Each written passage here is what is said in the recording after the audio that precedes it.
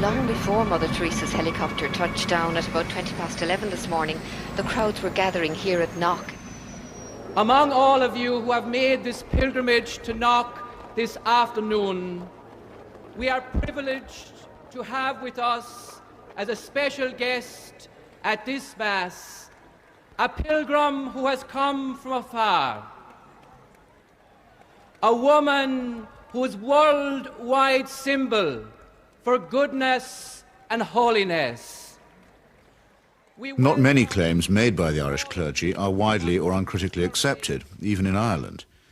But the saintliness of an Albanian nun named Agnes Boiaciu is a proposition that's accepted by many who are not even believers.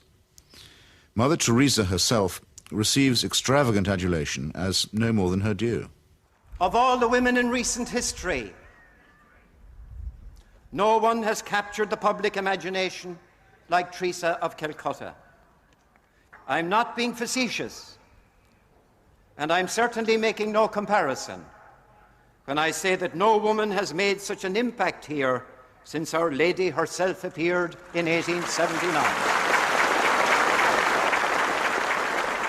So how did this auction of hyperbole and credulity get started? In that year of grace, 1969, the scrupulously neutral and objective British Broadcasting Corporation permitted that old fraud and mountebank Malcolm Muggeridge to pay a devotional visit to the Calcutta shrine.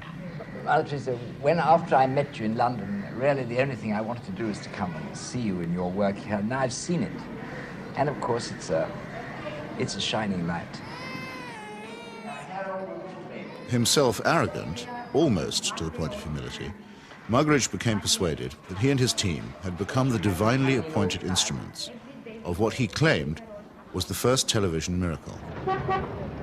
During Something Beautiful for God, there was an episode where we were taken to a building that Mother Teresa called the House of the Dying, and Peter Schaefer, the director, said, it's very dark in here, do you think we can get anything? And we had just taken delivery at the BBC of some new film made by Kodak, which we hadn't had time to test before we left, so I said to Peter, well, let's have a go. So we shot it. And when we got back, several weeks later, a month or two later, we're sitting in the Rushes Theatre at Ealing Studios, and eventually up came the shots of the House of the Dying. And it was surprising. You could see every detail. And I said, that's amazing, that's extraordinary. And I was going to go on to say, 3 cheers for Kodak. I didn't get a chance to say that, though, because Malcolm, sitting in the front row, spun round and said, it's divine light. It's Mother Teresa. You'll find that it's divine light, old boy. And 3 or 4 days later, I found I was being phoned by journalists from London newspapers who were saying things like, we hear you've just come back from India with Malcolm Muggeridge, and you were the witness of a miracle.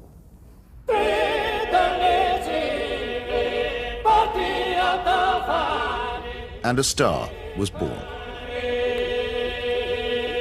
This profane marriage between tawdry media hype and medieval superstition gave birth to an icon which few have since had the poor taste to question. It's like you're actually seeing a living saint. Give a man a reputation as an early riser, said Mark Twain, and that man can sleep till noon. How does the reputation of Holy Mother Teresa look if, just for a moment, we switch off Malcolm Muggeridge's kindly light?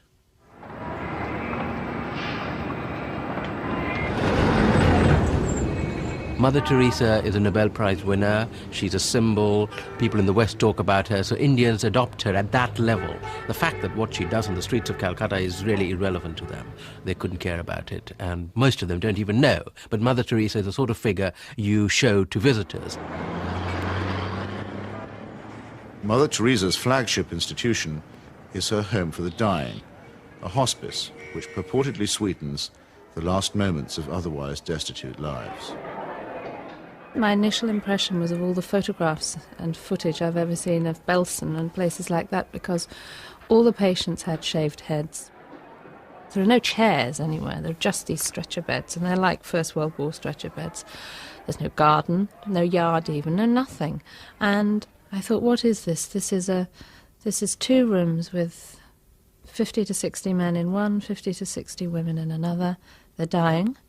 They're not being given a great deal of medical care. They're not being given painkillers really beyond aspirin and maybe, if you're lucky, some Brufen or something for the sort of pain that goes with terminal cancer and the things that they were dying of.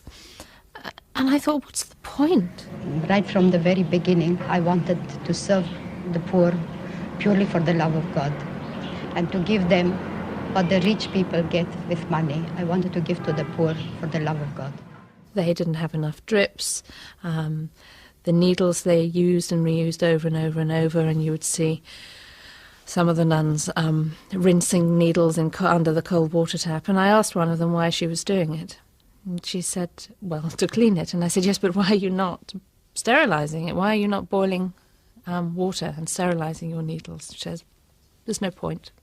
There's no time. Mother Teresa's cult of death and suffering depends for its effect on the most vulnerable and helpless, abandoned babies, say, or the terminally ill, who supply the occasions for charity and the raw material for demonstrations of compassion.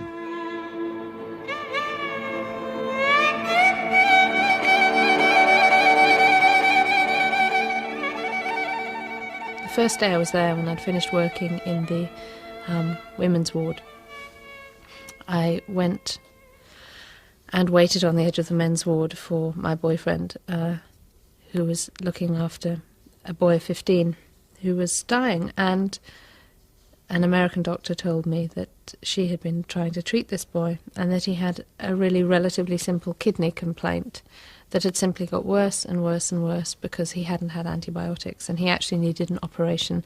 I don't recall what the problem was. She did tell me. And she was so angry, but also very resigned, which so many people become in that situation. She said, well, they won't take him to hospital. And I said, why? All you have to do is get a cab, take him to the nearest hospital, demand that he has treatment, get him an operation. She said, they don't do it. They won't do it. If they do it for one, they do it for everybody. And I thought, but this kid's 15.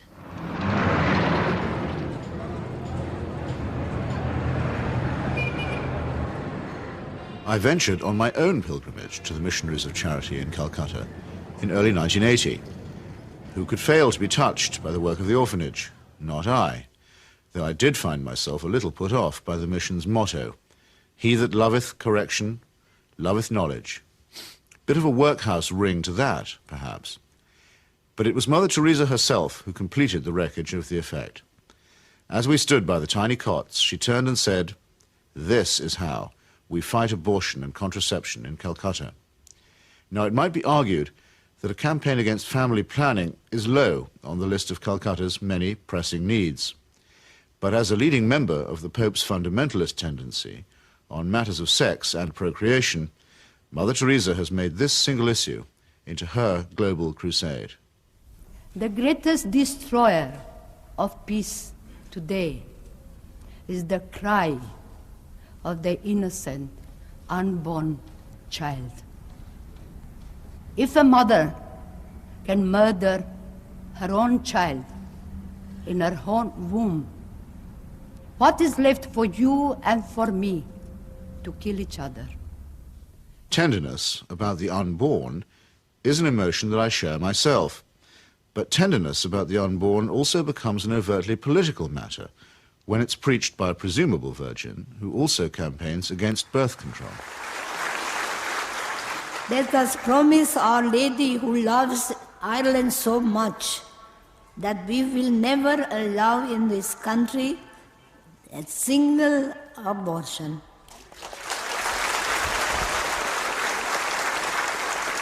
And no contraceptives.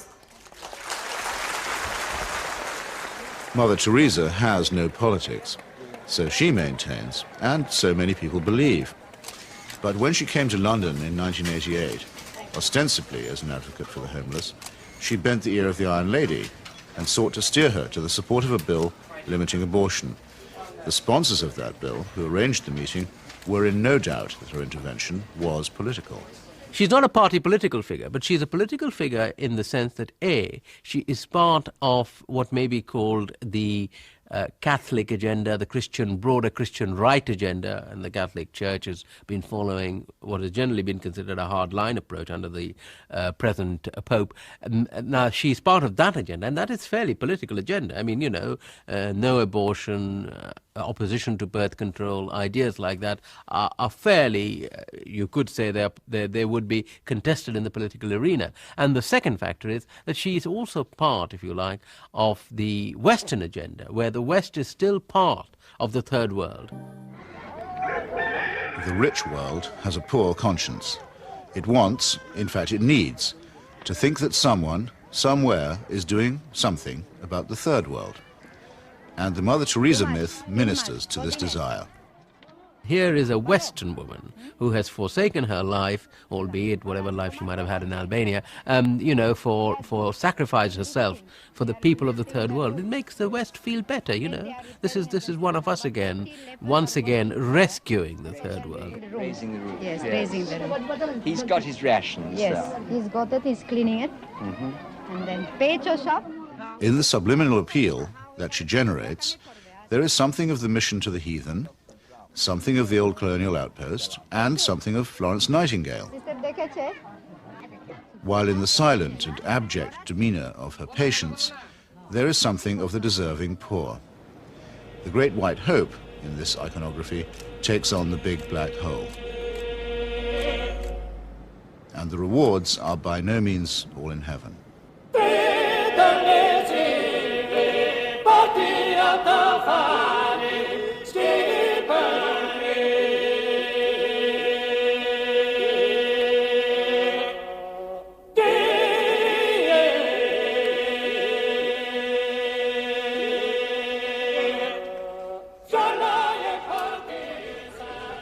For someone whose kingdom is not of this earth, Mother Teresa has an easy way with thrones, dominions, and powers.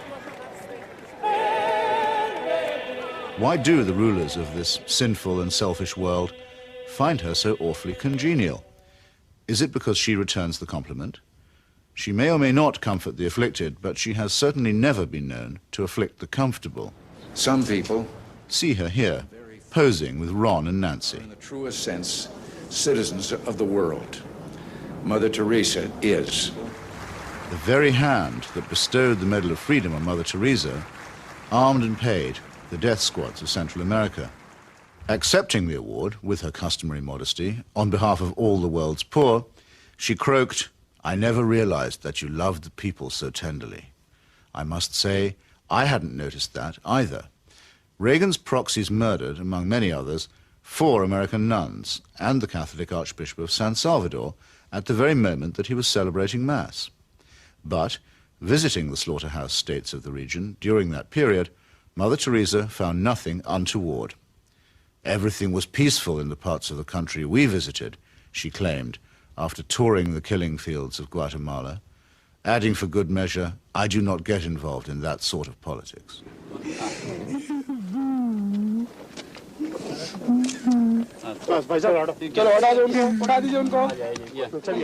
In 1984, a ghastly chemical spill from the Union Carbide plant in the Indian town of Bhopal took 2,500 lives and poisoned thousands more.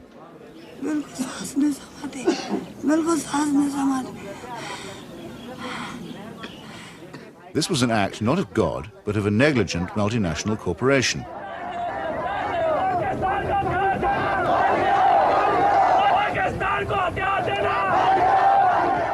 Mother Teresa's advice to the angry victims? Forgive. Forgive.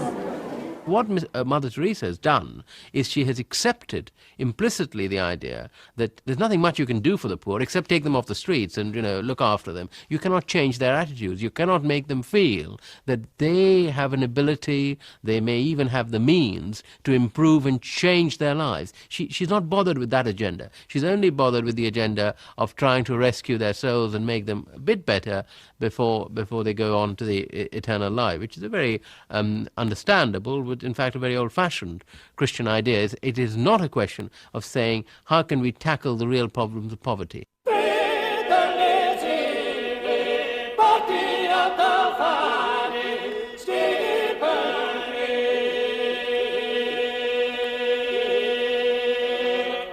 Like most people who claim to be apolitical, Mother Teresa is in practice and in theory an ally of the status quo, and when the status quo is threatened, a trusted ally of the conservative forces.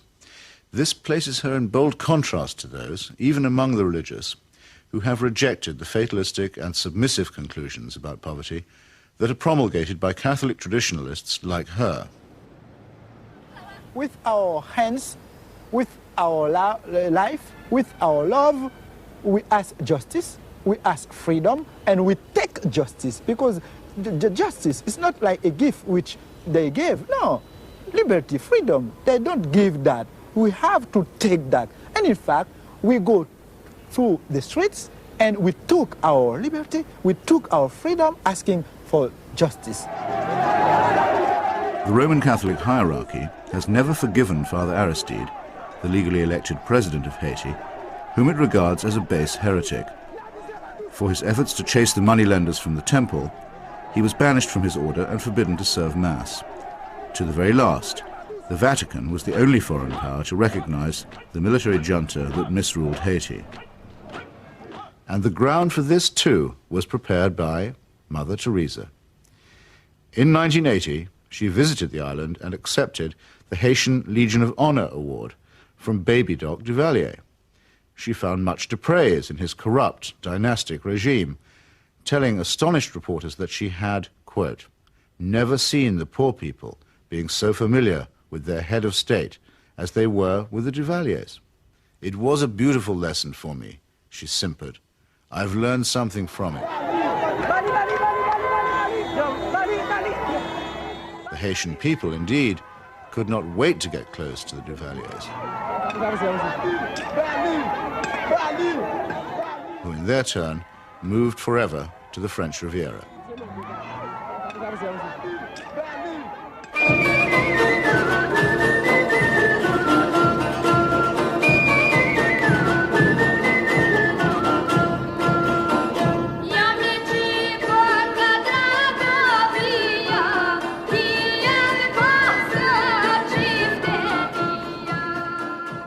Mother Teresa admires the strength of the powerful almost as highly as she recommends the resignation of the poor. When she visited her motherland of Albania, she appeared to take seriously St. Paul's notorious assertion that the powers that be are ordained of God. The Albanian authorities had proclaimed the world's first officially atheist state. They had persecuted all forms of worship except that of their leader, Enver Hoxha. No whit abashed, Mother Teresa laid a bouquet on Hoxha's tomb. Not content with honoring a Stalinist murderer and despot, she also bestowed a wreath on the monument of Greater Albania, a cause that was once smiled upon by Pope Pius IX and his friend, Benito Mussolini.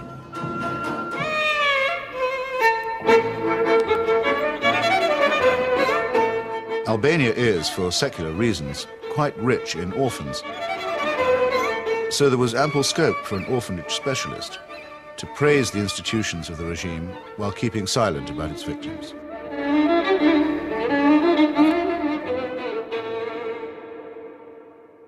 If it sometimes seems that the Saint of Calcutta is never actually in Calcutta at all, this may be because she operates more as the roving ambassador of a highly politicized papacy.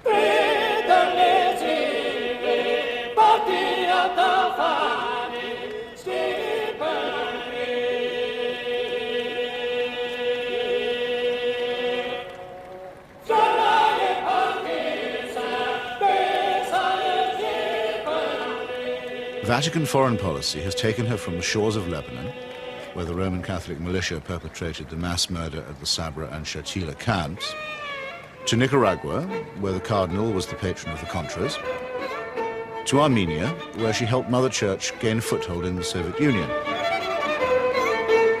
In return, the present Pope is known to have placed her on the fast track for canonization. This is the kind of politics in which she does indeed get involved. Sometimes when I think of Mother, I wonder if I've done just right. Though I'm many miles away, I can almost hear her say, where's my wandering boy tonight? Robert Maxwell's genius for self-promotion made a nice fit with Mother Teresa's talent for fundraising.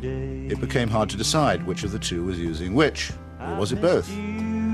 Ever since In the United States, Mother Teresa accepted well over $1 million from Mr. Charles Keating, a right-wing Catholic fundamentalist and anti-pornography crusader who was also a California savings and loan tycoon. Mr. Keating's problem was that he was using other people's money. He's now behind bars after the greatest scandal in American financial history. But while he was flying high, Mother Teresa flew right along with him. She got the use of his private plane. He got a personalized Mother Teresa crucifix, which he used to store up treasure on earth. Let's get him out of here.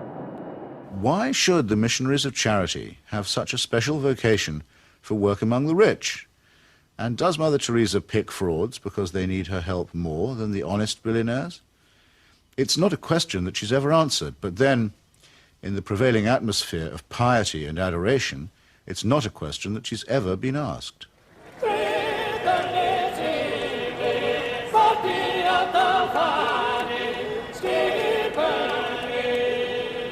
The Teresa cult is now a missionary multinational, with annual turnover in the tens of millions.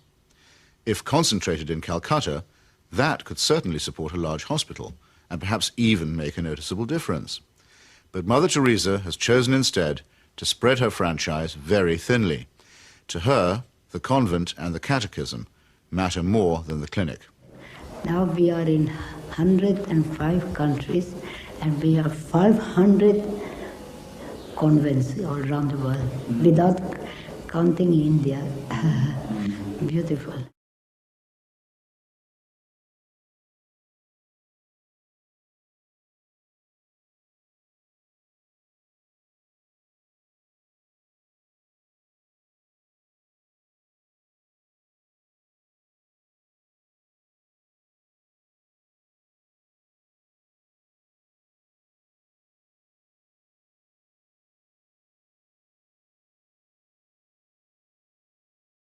Modesty, simplicity, humility.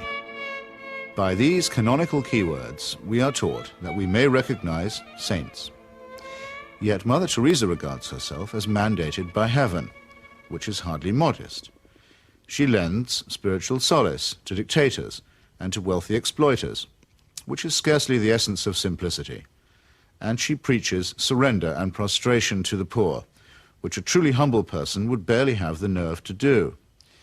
When she speaks about private or public morality, opposing family planning, for example, or defining abortion as quite literally the greatest threat to world peace, she takes on the grim and tedious tones of the zealot and the fanatic. In a godless and cynical age, it may be inevitable that people will seek to praise the self-effacing, the altruistic, and the pure in heart. But only a complete collapse of our critical faculties can explain the illusion that such a person is manifested in the shape of a demagogue, an obscurantist, and a servant of earthly powers.